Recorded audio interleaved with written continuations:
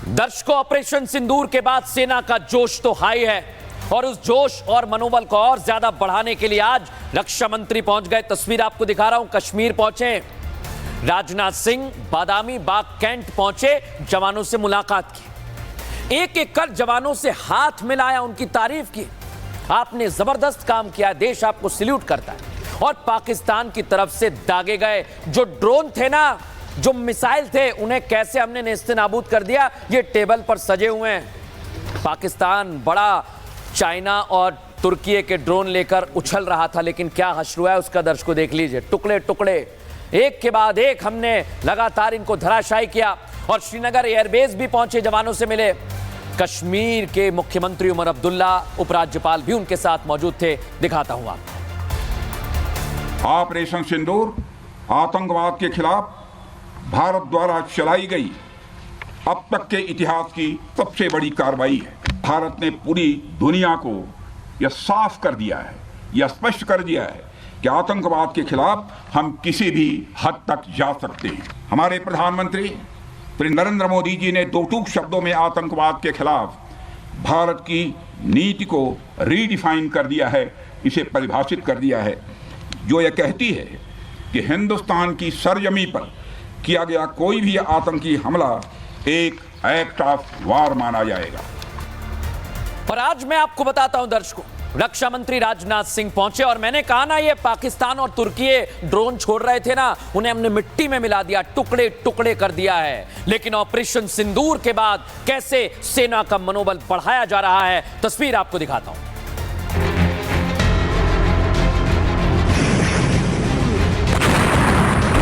आतंकवादियों ने भारत के माथे पर वार किया, हमने उनकी छाती पर वार किया है और छाती पर घाव किया।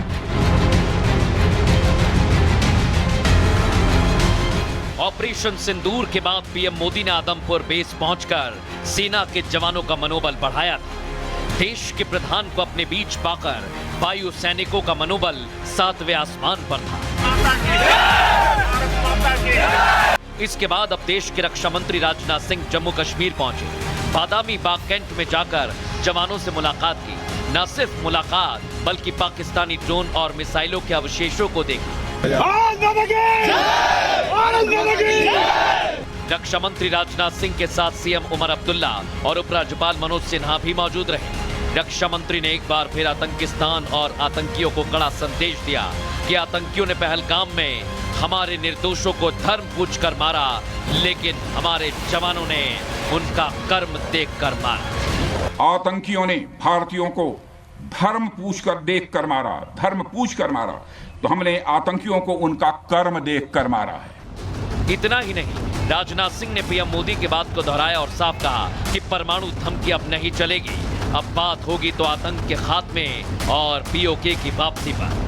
आज आतंकवाद के खिलाफ भारत की प्रतिज्ञा कितनी कठोर है, इसका पता इसी बात से चलता है कि हमने उनके न्यूक्लियर ब्लैकमेल की भी परवाह नहीं की। आतंक और बातचीत कदापि एक साथ नहीं चलेंगे, और अगर बात होगी तो आतंकवाद पर होगी और पाक ऑक्युपाइड कश्मीर पर ही होगी। इसके बाद रक्षा मंत्री श्रीनगर एयरबेस पहुंचे और जवानों से मुलाकात की। इस दौरान उनके पीछे भारत के रक्षक भी दिखाई दिए। जवानों के साथ मिलकर भारत माता की जय के नारों से पूरी जम्मू कश्मीर की घाटी गूंज उठी।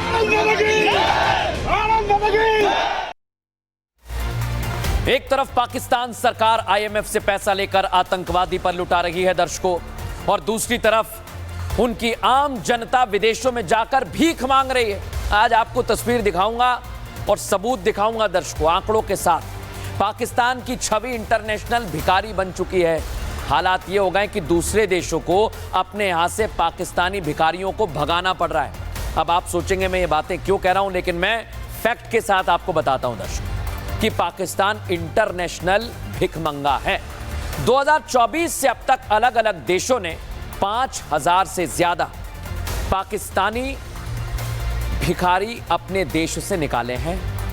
भीख मांगने के आरोप में कई देशों ने पाकिस्तानियों को डिपोर्ट किया है। सऊदी अरब, इराक, मलेशिया से पाकिस्तानियों को भगाया गया है। ओमान, कतर और यूएई ने भी भीख मांगते पाकिस्तानियों को भगाया।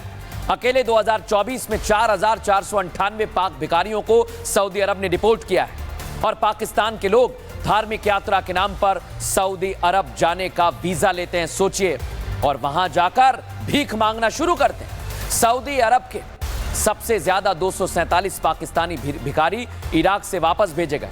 2025 में लगातार पाकिस्तानी भिखारियों को अलग अलग देशों से डिपोर्ट किया जा रहा है और आज तो रक्षा मंत्री राजनाथ सिंह ने भी इसे लेकर बता दिया कि पाकिस्तान कैसे जगह जगह जाकर भीख मांग रहा है। सुनिए जरा। पाकिस्तान की बात ही क्या करूं आपसे, वह देश तो मांगते मांगते अपनी जहालत से एक ऐसी हालात में आ गया है कि उसके बारे में यह भी कहा जा सकता है कि पाकिस्तान जहां भी खड़ा होता है वहीं से मांगने वालों की लाइन प्रारंभ हो जाती है। और दर्शकों, इस बीच आपको बड़ी जानकारी दे दें, रक्षा मंत्री राजनाथ सिंह आज घाटी में मौजूद थे। कल गुजरात के भुज जाएंगे। आपको बता दें, भुज एयरबेस पर भी हमारे वायुवीरों ने जबरदस्त शौर्य दिखाया था, अदम्य साहस का परिचय दिया था। भारत पाक बॉर्डर पर सुरक्षा की रक्षा मंत्री राजनाथ सिंह जाकर समीक्षा करेंगे। भुज में पाकिस्तान ने ड्रोन भेजे थे, लेकिन हमने उन्हें नेस्ते नाबूद कर दिया था और पूरी तरह से भारतीय सेना तैयार है। कल रक्षा मंत्री गुजरात के दौरे पर रहेंगे, दिखाते हैं आप।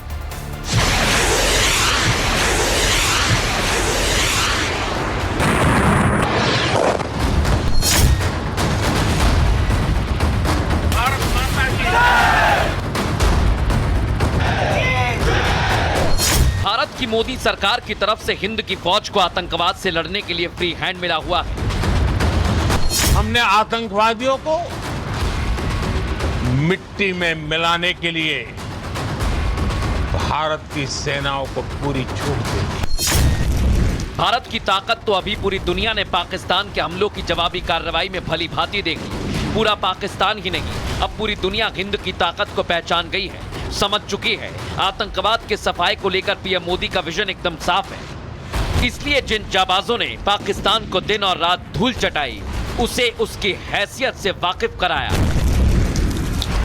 उन वीरों का पीएम मोदी से लेकर रक्षा मंत्री राजनाथ सिंह तक हौसला बढ़ा रहे हैं। 2 दिन पहले पीएम मोदी आदमपुर एयरबेस पहुंचे तो आज राजनाथ सिंह श्रीनगर एयरबेस पर पहुंचकर जवानों का मनोबल बढ़ाते नजर आए। न सिर्फ पीएम और रक्षा मंत्री बल्कि सेना प्रमुख उपेंद्र द्विवेदी ने बारामूला जिले के अग्रिम इलाकों का दौरा किया। साथ ही नियंत्रण रेखा पर तैनात जवानों की सतर्कता और साहस को सराहा। नागरिक उड्डयन मंत्री राममोहन नायडू ने भी श्रीनगर के लाल चौक पर पहुंचकर बड़ा संदेश दिया। इस बीच डीजी बीएसएफ ने भी जम्मू में बीएसएफ हेडक्वार्टर में सुरक्षा बैठक की। 2 महीने में बीएसएफ डीजी दलजीत सिंह चौधरी का दूसरा जम्मू दौरा संकेत दे रहा है कि